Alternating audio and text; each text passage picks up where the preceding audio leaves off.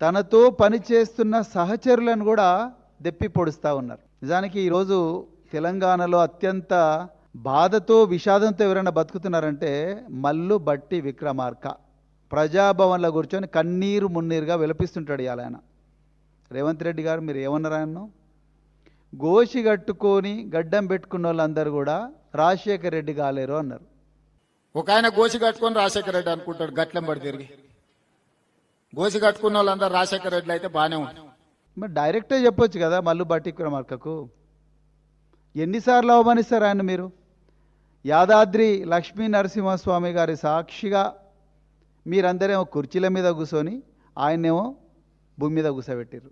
దాని తర్వాత ఒక మీటింగ్లో మీరు కోమటిరెడ్డి ఇద్దరు వెంకటరెడ్డి ఇద్దరు కలిసి మోచేతులతో ఆయన పొట్టల గుద్దితిరి. అప్పుడు కూడా ఆయన ఏమనలేదు. ఇక అది సరిపోదని మళ్ళీ ఇప్పుడు పక్కలో బల్లెంలాగా ఉన్నాడురా బాబు అని చెప్పేసి గోషి కట్టుకున్న వాళ్ళందరూ కూడా రాజశేఖర్ రెడ్డి కాలేరు అని ఎవరిని అంటున్నారు? మల్లు బట్టి విక్రమార్క అంటున్నారు మీరు. కుల్లం కుల్లా ఇది, ఏ మాటకు ఆ మాట.